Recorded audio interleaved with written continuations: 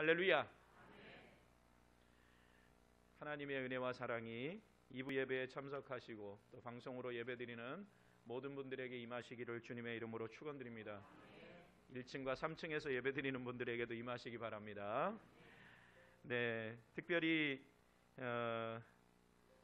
예배드린다는 것 자체가 얼마나 어려운가 하는 것을 요즘 많이 느끼게 되어집니다. 그 다산의 그 마지막 습관이라고 하는 책이 그 2021년에 신간으로 나왔어요. 그래서 그걸 사서 읽으면서 다산이면 누굽니까? 정약용이죠, 그렇죠? 예, 정약용이 그 마지막 그 무렵에 뭐라고 이야기하느냐면 치심이라고 그랬어요. 치심. 이게 뭐냐면은 다스릴 지혜다 마음심이요. 그래서 마음을 다스리기가 너무 힘들다라고 그렇게 말하는 것을 이 글을 보면서 읽어보았습니다. 우리가 인생을 살아가면서 가장 다스리기 어려운 것이 뭐냐면은 바로 치심이에요. 마음이에요. 그러니까 우리가 믿음 안에서 산다고 하지만 우리의 마음을 다스리지 못해서 우리의 입술이 이렇게 실수하고 그럴 때가 너무 많다는 겁니다. 그러면서 그 정약용의 큰 형 이름이 뭐냐면 정약현이에요. 그런데 이 정약용이라고 하는 사람은 그 당시에 정조 시대에 그 천재라고 들은 그런 사람이라는 거예요. 근데 그 형제들까지도 다 출세를 했는데 그 큰형 정약현이라고 하는 사람만 그 자기를 지키고 귀향도 안 가고 자기를 지킬 수 있었다 그래요. 그래서 이 형님이었던 그 정약현이 그 호를 어떻게 정했느냐 하면은 수호라고 그랬대요. 수호제.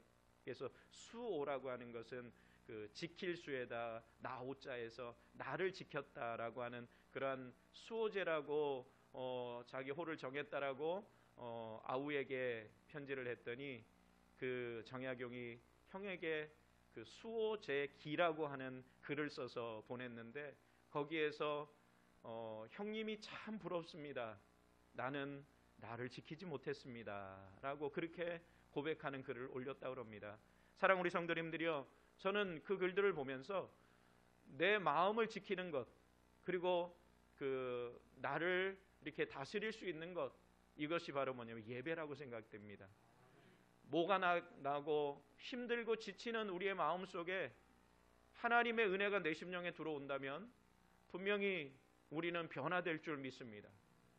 우리 이 시간이 우리가 예배가 회복되어지는 시간이 되어지시고 주님을 바라볼 수 있는 그러한 시간이 되어지시기를 주님의 이름으로 축원드립니다. 우리 말씀의 제목을 한번 따라서 해보겠습니다. 예배 우등생. 다시 한번만 따라서 해보세요. 예배 모범생. 예, 우리 하나님께서는 예배 우등생을 찾고 계십니다. 예배 모범생을 찾고 계십니다. 믿으시죠? 그래서 우리가 하나님이 찾으시는 예배 모범생 또 예배 우등생이 되어서 하나님과 동행하는 귀한 역사가 일어나시기를 주님의 이름으로 축원드립니다. 언젠가요, 얼마 전이에요, 우리 예람이가 저한테 이렇게 묻더라고요. 아빠는 공부에서 1등 했어? 그러더라고요. 그래서 그 말에 제 모습이 작아지고 말았어요. 아빠 고등학교 다닐 때 1등 못했지. 아빠가 1등을 했으면 서울대 갈게. 그럼 아빠 공부 못했어? 그래서 제가 그랬어요. 아빠 공부 못하지도 않았어. 그냥 했어.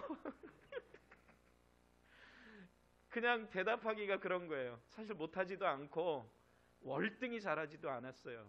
그렇지만 서울에 있는 대학을 갈 성적은 됐어요.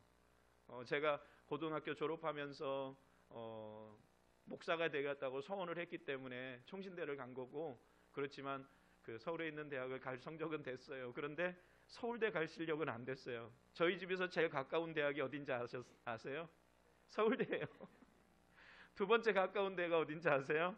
숭실대예요. 그 다음에 가까운 데가 어디냐면 중앙대예요. 그래서 서울대는 안 돼도 숭실대하고 중앙대로 갈 실력은 돼야 되겠다고 공부해서 그렇게 됐거든요. 그런데 대답할 수가 없는 거예요. 1등을 못 해봤으니까. 그런데 제 마음속에 어떤 생각이 들었느냐면 예배 우등생은 돼야 되겠다. 예배 모범생은 돼야 되겠다. 이런 생각이 들었어요. 우리 사랑하는 우리 성도들이 다 얼굴 보니까 1등은 못 해보신 것 같아요. 학교에서요. 그러니까 예배에 1등은 되시기 바랍니다. 한번 따라서 보세요. 예배에 모범생이 되겠습니다. 우리가 지금 드리는 예배 가운데 하나님이 임재하시는 줄 믿습니다. 우리 한국 사람들을 가리켜서 종교성이 강하다라고 그렇게 말합니다. 그래서 우리가 과거에 불교가 들어올 때, 또 유교가 들어올 때, 또 우리 민족에게는 전통적으로 샤머니즘이 참 이렇게 발전했었어요. 그런데 비교적 늦은 시기에 들어온 종교가 어디냐면은 천주교하고 기독교입니다. 그런데 각 종교마다 자기들 나름대로의 예배 의식이 다 있어요. 그렇듯이 불교는 불교대로, 유교는 유교 의식이 있고, 그리고 샤머니즘은 샤머니즘대로 자기들이 섬기는 어떤 신에게 또 행하는 그런 예배 의식들이 있죠. 천주교도 마찬가지고 우리 기독교도 마찬가지로 예배 의식이 있습니다. 기독교가 한국에서 성장할 수 있었던 것은 뭐냐면 예배가 있었기 때문에 그렇습니다. 천주교가 그 한국에서 이렇게 성장할 수 있었던 것은 바로 미사라고 하는 예배 의식이 있었기 때문에 그렇다라는 겁니다. 천주교가 제일 먼저 이 땅에 들어온 것은 언제냐면 1784년입니다. 이것은 이승훈이라고 하는 사람이 원래 아버지가 그 청나라의 사신으로 가는 동지사로 임명이 되어서 아버지를 따라서 그 청나라에 가서 그곳에서 그레몽이라고 하는 신부에게 1784년에 세례를 받아요. 이 영세를 받습니다. 그리고 이승훈이라고 하는 사람이 이 영세를 받은 게 1월달, 2월달쯤이라고 그래요. 그래서 돌아와서 1784년에 김범우라고 하는 사람의 집에서 처음 천주교 종교 의식을 갖는 거예요. 요즘 말하면 우리가 미사죠. 자기들끼리 모여서 종교 의식을 갖습니다. 그래서 그것이 천주교 역사상 뭐냐면 한국에서 첫 그 시작이다라고 그렇게 말하는 겁니다. 1784년에 이 김범우라고 하는 사람의 집터가 우리 명동성당 잘 아시죠? 명동성당이라는 거예요. 그 집터에서 처음 그 자기들이 종교 모임을 갖고 그리고 나서 그 자리가 명동성당이 되었다는 겁니다. 딱 100년이 지난 시간에 1884년에 그 알렌 선교사님이 그러니까 의사 선교사님이 한국에 들어옵니다.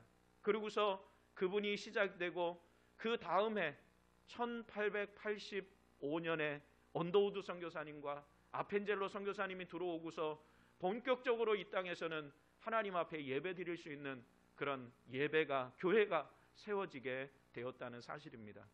우리는 기독교가 부흥하고 성장할 수 있었던 것은 바로 예배 가운데 치유의 역사가 일어나고 성령의 역사가 일어났기 때문에 그러한 놀라운 역사들이 분명히 일어났다는 사실입니다.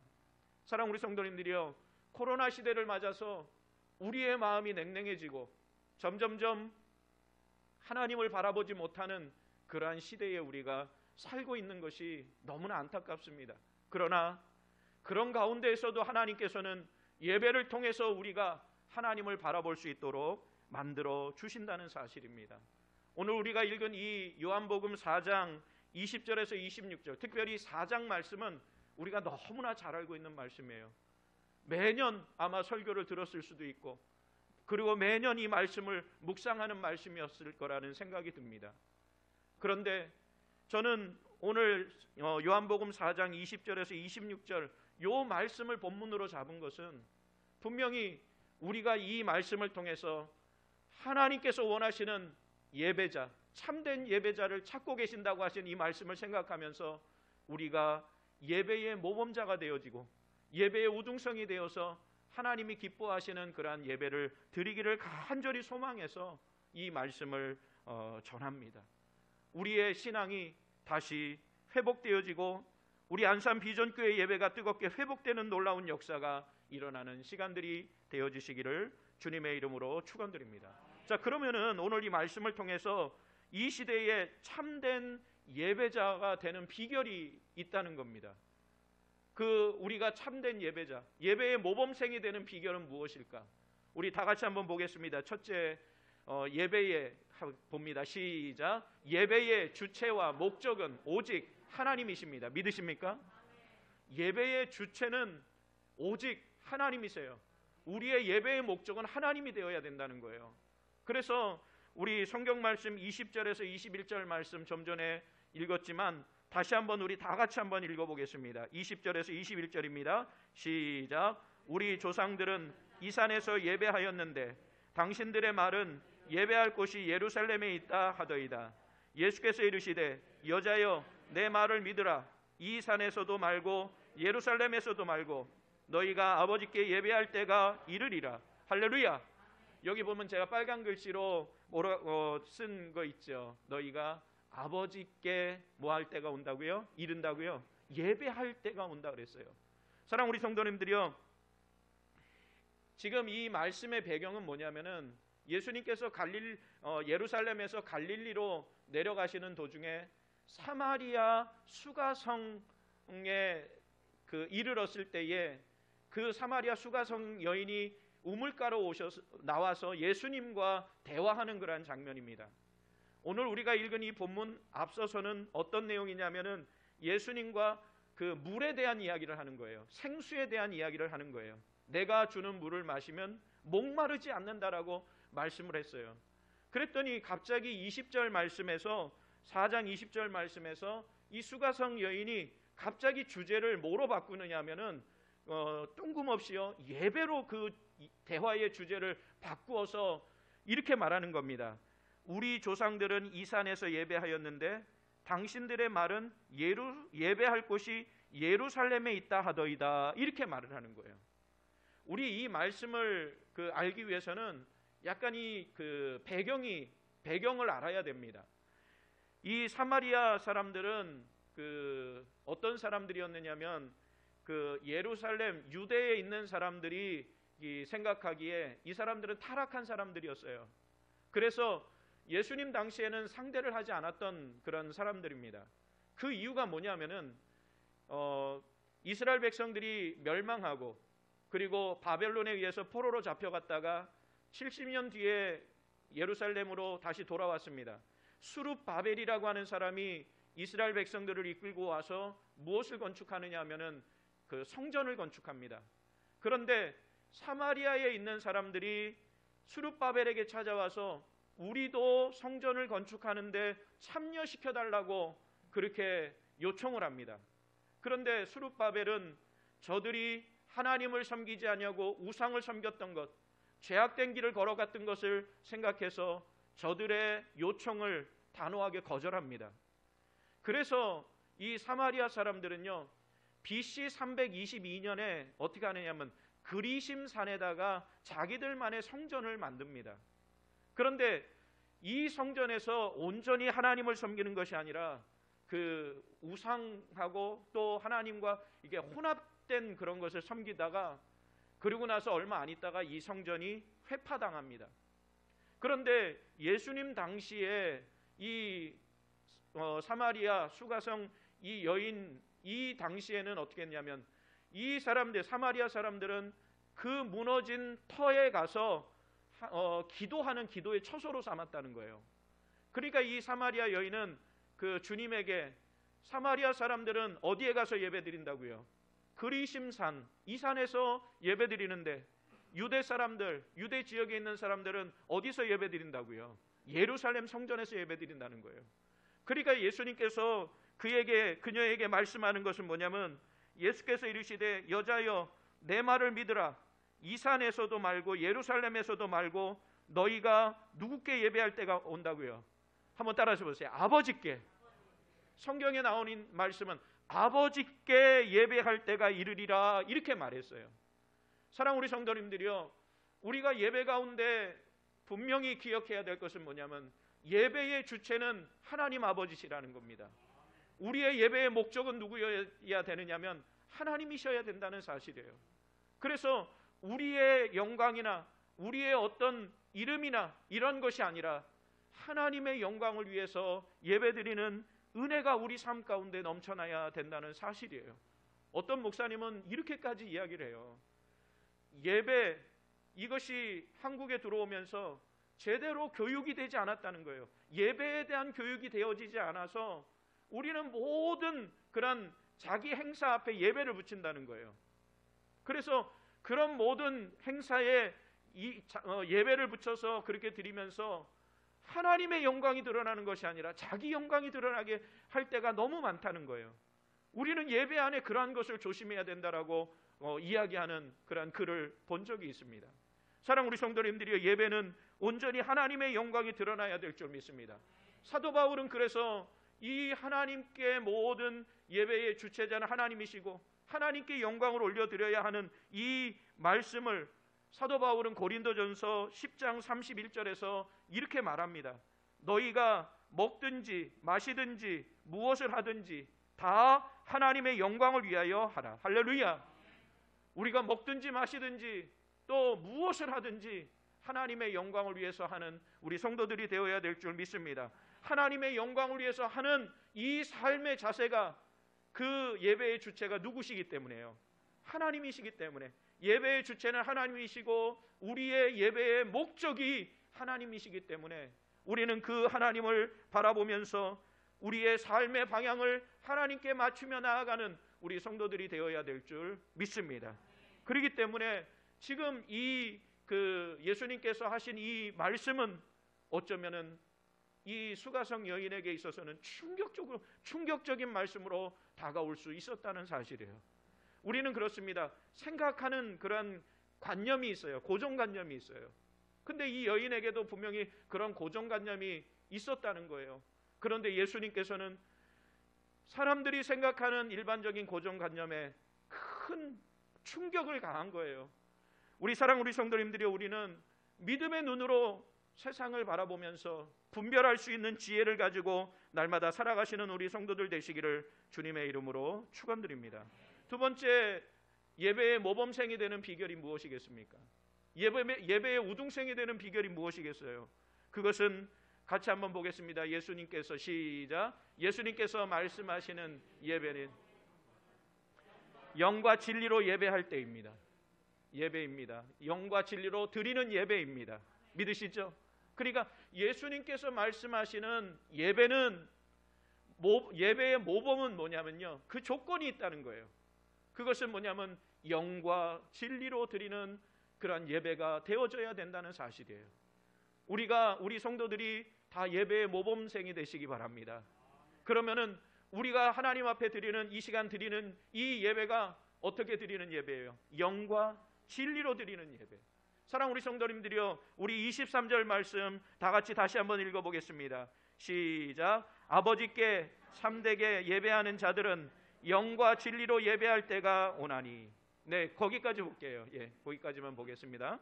아버지께 참되게 예배하는 자들은 영과 진리로 예배할 때가 오나니 곧 이때라. 이렇게 말했어요. 사랑 우리 성도님들이요, 여기서 말하는 참되게라고 하는 이 말은 무슨 뜻이냐면요, 이름이나 외모 그리고 이름에 상응되는 진정한 자질을 갖추라는 거예요. 그래서 이 말은 다시 말하면, 저는 이 말씀을 묵상하면서 이 의미를 가만히 이렇게 묵상하면서 뭐냐면요, 우리가 하나님의 자녀들이죠. 아닌 것 같아요. 그 아멘 소리 들어보니까 하나님의 자녀가 아닌 듯 보입니다. 우리 모두 하나님의 자녀시죠? 예수 그리스도께서 나를 위해 십자가에 달려 돌아가신 건 맞죠? 그래서 하나님의 부름을 받아서 택함 받은 하나님의 백성입니다. 이 말이 뭐냐면요, 아버지께 참되게 예배하는 자들은, 이 말은 뭐냐면 그 자격을 말하는 거예요. 그 외적인 모습을 말하는 거예요.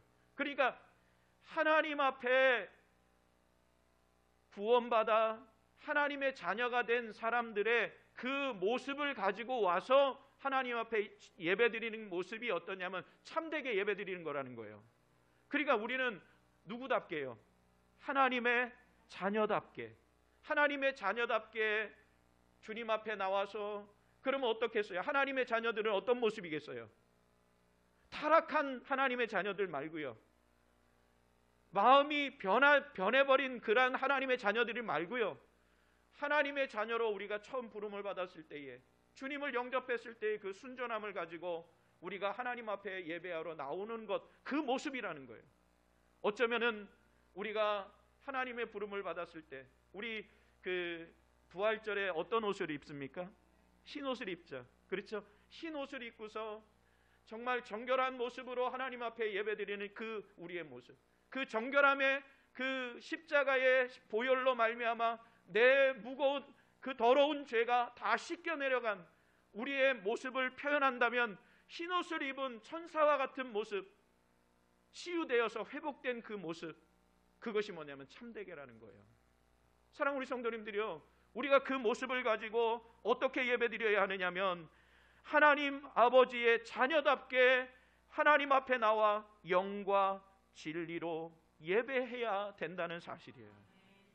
그렇게 예배 드릴 때 하나님께서는 우리를 예배의 모범생으로 우리를 삼아 주실 줄 믿습니다. 그러니까 우리가 지금 굉장히 그 코로나로 인해서 우리의 마음이요, 예배라고 하는 이 의미를 다시 한번 재조명해 봐야 된다는 사실입니다. 특별히 그 톰 레이너라고 하는 분이 그 어떤 책을 썼느냐면 코로나 이후의 목회라고 하는 이 책을 썼어요.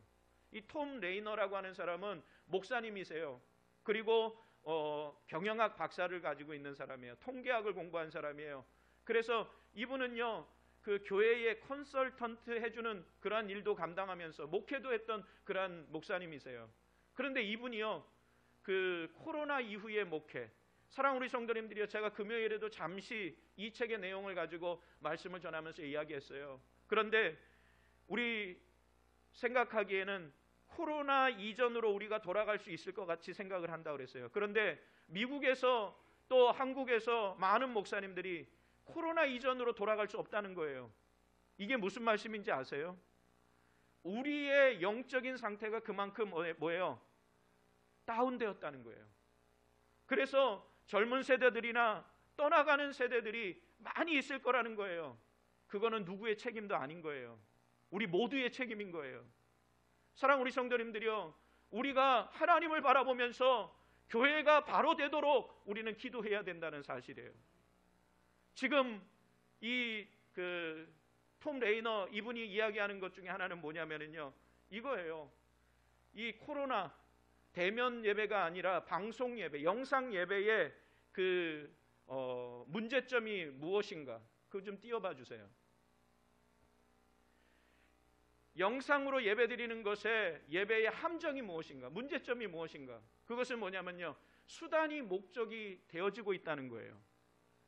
이게 무슨 말이냐면요, 우리가 지금 성경 말씀에 보면은 참되게 예배하는 자, 영과 진리로 예배드리면서 우리 하나님과 함께 이 예배를 통해서 우리가 하나님의 음성을 듣고 대화하고 하는 것이잖아요. 그런데 우리가 자꾸만 뭐예요? 예배 드렸어. 어떻게 해요? 영상으로 예배 드렸어. 그런데 영상으로 예배 드렸다고 하는 것은 그냥 뭐 하는 거냐면 예배를 보는 거예요. 정말로 우리의 마음과 뜻과 정성을 모아서 하나님 앞에 내 모습이 하나님께서 받으실 그런 모습이 아니라 그냥 예배 보는 거예요. 수단이 목적이 되어버린다는 거예요. 그리고 또 뭐냐면은 열매가 없이 활동에만 되어진다는 거예요. 교회도 뭐냐면은요, 코로나 터지고 나서 이게 되면서 방송으로 영상 보냈나 안 보냈나, 방송으로 영상 보내는 것 자체가요 굉장한 준비가 필요해요. 그리고 이거를 위해서 방송실이나 교육자들은 뛰어다녀야 되는 거예요. 분주한 거예요. 그런데 그것을 했냐 안 했냐, 활동에 초점을 맞추게 된다는 거예요. 예배에 초점을 맞추는 것이 아니라 활동에 초점을 맞추게 된다는 거예요. 사랑하는 우리 성도님들이요, 예배는 수단이 아니에요. 그냥 예배 드린 것으로 만족해서 되는 것이 아니래요. 예배를 통해서 하나님의 온전한 영광이 드러나야 되는 줄 믿습니다. 예수님이, 우리 하나님이 목적이시고 또 하나님이 뭐냐면은요, 예배의 분명한 그 주체자가 되어야 된다는 거예요. 그런데 자꾸만 그것이 바뀌어 나가고 있어요. 이래도 된다라고 생각하는 거예요. 이래도 된다라고 하는 것은 인본주의가 우리 안에 들어오기 때문에 그렇다라는 거예요. 예배는 이래도 되고 저래도 되는 것이 아니라 반드시 하나님 앞에 드려야 되는 우리의 사명이고 우리의 의무라는 사실이에요. 선택사항이 아니라는 거예요.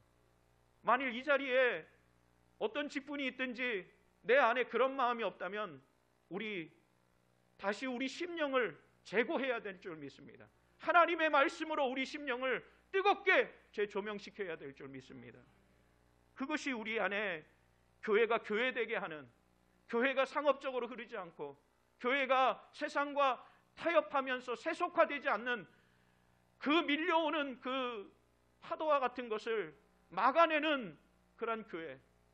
저는 이 코로나 끝나고 나면 그런 교회만 살아남을 것 같아요.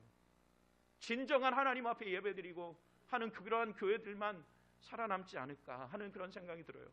많은 교회들이 지금 어려움을 당하고, 물론 하나님께서 이 코로나를 통해서 우리를 또 하나님께서 더 나은 어떤 무언가를 준비하고 앞서 일하고 계시는 줄 믿습니다.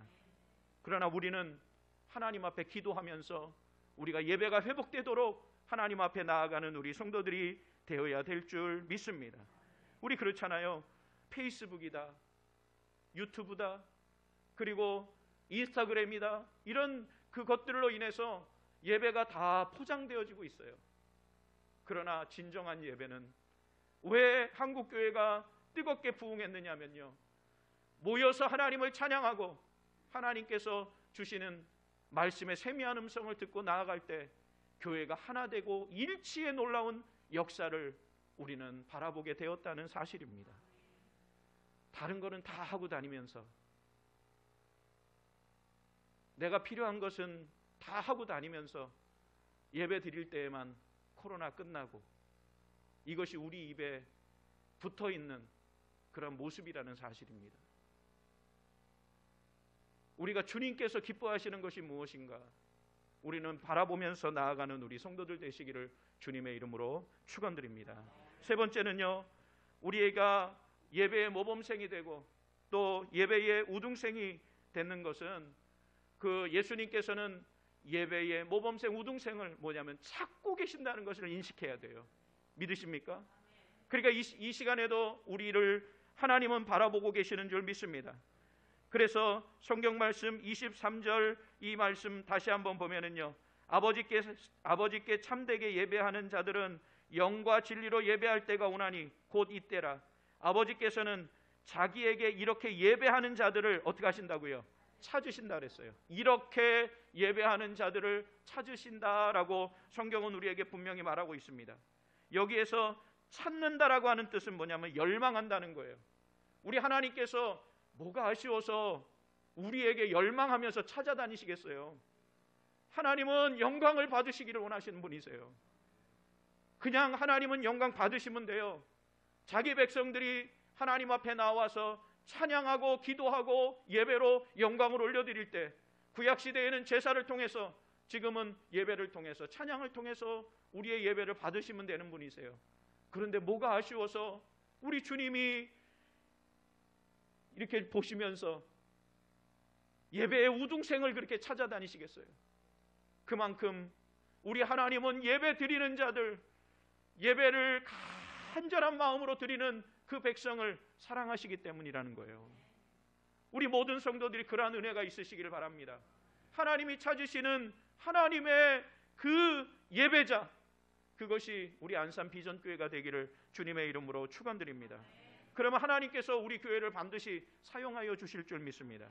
창세기 11장에 보면은요, 바벨탑 사건이 나와요. 이 바벨탑은 인간의 문명이 발전하면서 자신의 위대함과 자신의 아성을 높이기 위해서, 그리고 하나님 없이도 얼마든지 사람들은 일치단결할 수 있다는 것을 보이기 위해서 바벨탑을 쌓습니다. 그런데 우리 하나님께서는 어떻게 하셨느냐 하면요, 그들을 향해서 어떤 재앙으로 그것을 무너뜨리신 것이 아니에요. 간단하게 언어를 혼잡하게 했어요. 간단하게 언어를 혼잡하게 하셨고, 그리고 언어 맞는 사람들끼리 제갈 길로 떠나게 되었습니다. 사랑하는 우리 성도님들이 오늘날 많은 사람들은 과학의 문명의 그 아성, 자신들의 이름과 명예와 또 하나님 없이도 모든 것을 할 수 있다라는 그러한 생각을 가지고 현대판 바벨탑을 휘황찬란하게 쌓는 것이 오늘날의 사람들의 모습이라는 거예요. 그런데 하나님께서는 이 시대에 어떻게 하셨습니까? 너희들은 연약하다라는 것, 사람은 연약하다라는 것을 이 코로나로 우리에게 증명해 주셨어요. 우리는 연약한 하나님의 존재, 하나님의 사람들입니다. 그래서 우리는 하나님만을 의지하며 나아가야 될 줄 믿습니다. 우리의 교만함, 우리의 아성을 높이는 것이 아니라 하나님의 이름을 높여야 할 때가 이때라는 사실입니다. 우리가 그럴 때 하나님께서는 분명히 그 하나님의 이름을 높이는 그러한 교회, 그러한 사람들을 하나님께서 높여주실 줄 믿습니다. 그래서 하나님께서는 예배에 참되게 예배하는 그러한 사람들을 하나님 찾고 계신다는 거예요. 우리 성도들이 예배의 모범생 되기를 주님의 이름으로 축원드립니다. 예배의 우등생이 되어서 내가 가는 길이 하나님이 동행하시는 그러한 걸음이 되어진다면 정말 우리는 이 땅에 살면서 우리의 주변에는 지뢰밭과 같은 그런 많은 위험과 위기가 있다 할지라도, 우리 역시도 그 길을 걸어간다 할지라도 우리는 주와 함께 날아오르는 기적의 놀라운 역사들을 경험하게 될 줄 믿습니다. 예배 신학자 존 헉스터블이라고 하는 사람은 이렇게 말했습니다. 예배는 하나님과 인간의 대화다라고 그랬어요. 그러니까 우리의 일상적인 삶에 우리 대화는 어떻습니까? 말 안 하고 사는 사람은 없습니다. 그렇죠? 우리가 예배를 하나님과 대화한다는 것은 뭐냐면 내 삶이 예배라는 거예요. 하나님과 우리 말을 어렵게 안 하잖아요. 쉽게 하잖아요. 그렇듯이 하나님과 대화하는 것이 예배라는 거예요. 우리가 일상을 통해서 하나님과 대화하면서 하나님이 원하시는 것이 무엇입니까? 저에게 말씀하여 주시옵소서. 내 삶을 통해서 하나님께 영광을 올려드리는 우리 성도들 되어주시기를 주님의 이름으로 축원드립니다. 한 주간 동안 우리가 세상 가운데 살면서 우리가 가야 하는 그 길들이 하나님이 인도하시는 걸음 되시기를 바랍니다. 분명히 하나님께서는 오늘 이 시간에도 우리 삶을 통해서도 예배의 모범생, 예배의 우등생을 찾고 계시는 줄 믿습니다. 그 사람의 길과 하나님은 동행하여 주실 줄 믿습니다. 그 은혜를 바라보면서 한 주간 동안도 믿음 안에서 승리의 삶 살아가시는 우리 성도들 되시기를 주님의 이름으로 축원드립니다.